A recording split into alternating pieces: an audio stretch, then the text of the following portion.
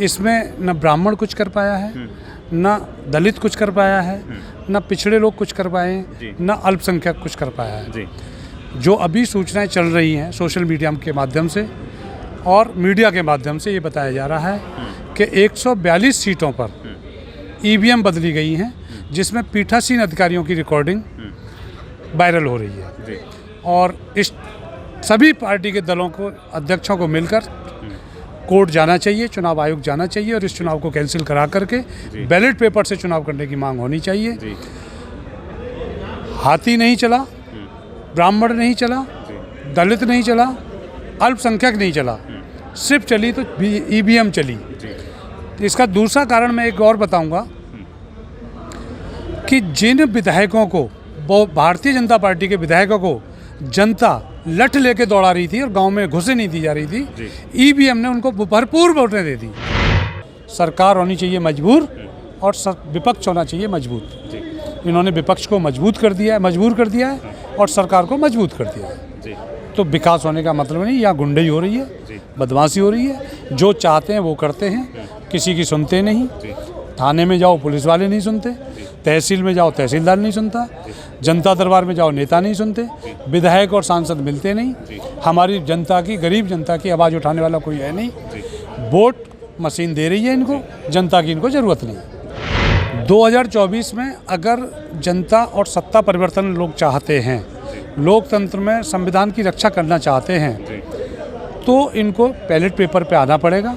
अगर ballot paper से नहीं आते तो किसी भी हाल में कोई दूसरी पार्टी जीत नहीं सकती, सरकार बना नहीं सकती। ये सिर्फ एक सरकार बनाएंगे जिसको नाम मात्र का विपक्ष रखेंगे। और देश का विकास जब तक संभव नहीं है, जब तक सरकारें मजबूत होंगी, सरकारी लोग मजबूत होंगे। नमस्कार, मेरा नाम है सुरेंद्र सिंह और आप देख रहे हैं SM न्यूज़। बसपा का एक नारा था और ब्राह्मणों ने वो नारा दिया था। आज हमारे साथ एक ब्राह्मण हैं। आप विनोद जी, ब्राह्मणों ने एक नारा दिया था कि ब्राह्मण शंख बजाएगा, हाथी बढ़ता जाएगा। तो क्या कारण रहा कि इस वक्त हाथी ज़रूरत से ज़्यादा पीछे चला गया? इसको किस नज़र से आप देखते हैं? सर, ये जो उत्तर प्रदेश में चुनाव हुए हैं 2022 के जी, इसमें लोकतंत्र की बुरी तरह हार हुई है जी। लोकतंत्र की हार हुई है और इसमें जो जीत हुई है वो ईवीएम की हुई है। इसमें न ब्राह्मण कुछ कर पाया है, न दलित कुछ कर पाया है, न पिछड़े लोग कुछ कर पाए हैं, न अल्पसंख्यक कुछ कर पाया है। जो अभी सूचनाएं चल रही हैं सोशल मीडिया के माध्यम से और मीडिया के माध्यम से ये बताया जा रहा है कि 142 सीटों पर ईवीएम बदली गई हैं, जिसमें पीठासीन अधिकारियों की रिकॉर्डिंग वायरल हो रही है। और इस सभी पार्टी के दलों को, अध्यक्षों को मिलकर कोर्ट जाना चाहिए, चुनाव आयोग जाना चाहिए और इस चुनाव को कैंसिल करा करके बैलेट पेपर से चुनाव करने की मांग होनी चाहिए। हाथी नहीं चला, ब्राह्मण नहीं चला, दलित नहीं चला, अल्पसंख्यक नहीं चला, सिर्फ चली तो ईवीएम चली। इसका दूसरा कारण मैं एक और बताऊंगा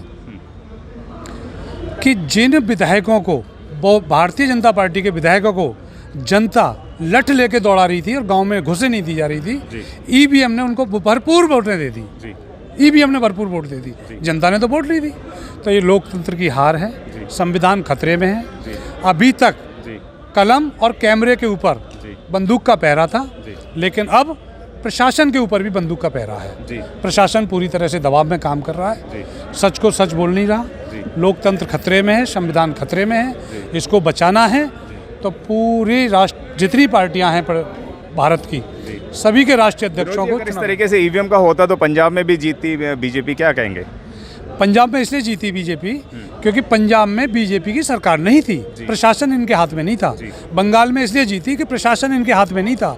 जहाँ जहाँ प्रशासन इनके साथ था वहाँ ये जीते, और जहाँ जहाँ प्रशासन निष्पक्ष था वहाँ ये हारे। तो क्या लगता है कि जिस तरीके से बहन जी लगातार ईवीएम के ऊपर सवाल उठाती रहते हैं, लेकिन कोई भी पार्टी संगठन नहीं आगे आता है, तो आने वाले चुनावों के अंदर क्या लगता है कि ईवीएम के साथ कोई आएगा, नहीं आएगा?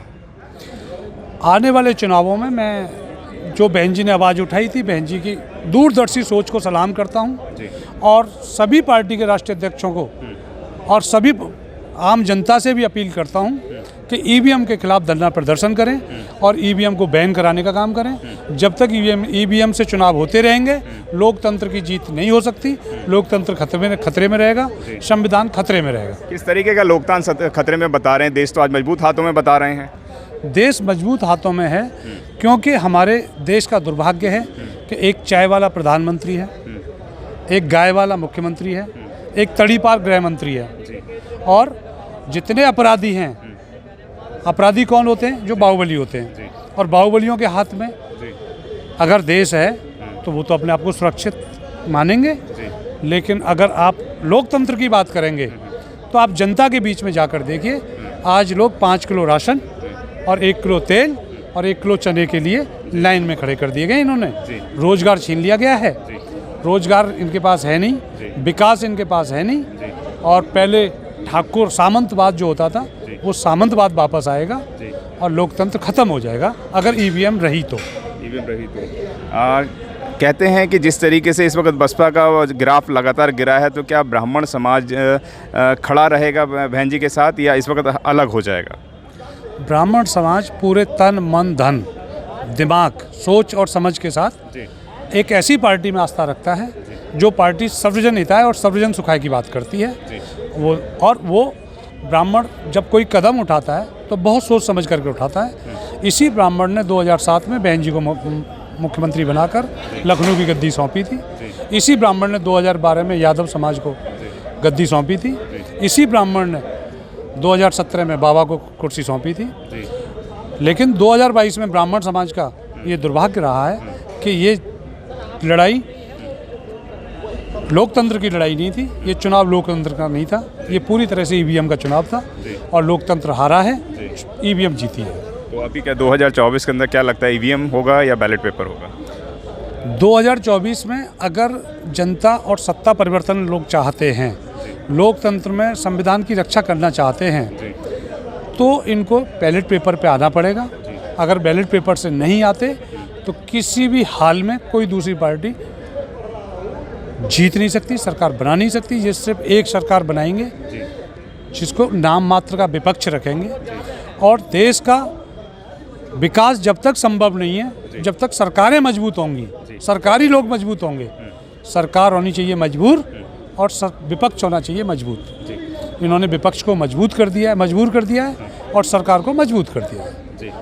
तो विकास होने का मतलब नहीं, यहाँ गुंडई हो रही है, बदमाशी हो रही है। जो चाहते हैं वो करते हैं, किसी की सुनते नहीं।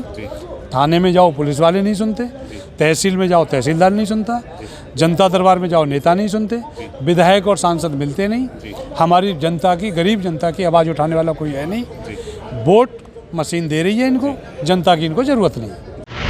अगर आपने अभी तक हमारा चैनल सब्सक्राइब नहीं किया है तो सब्सक्राइब करें और घंटी का बटन बिल्कुल भी दबाना ना भूलें, ताकि सभी लेटेस्ट खबरें पहुंच सकें आप पे सबसे पहले।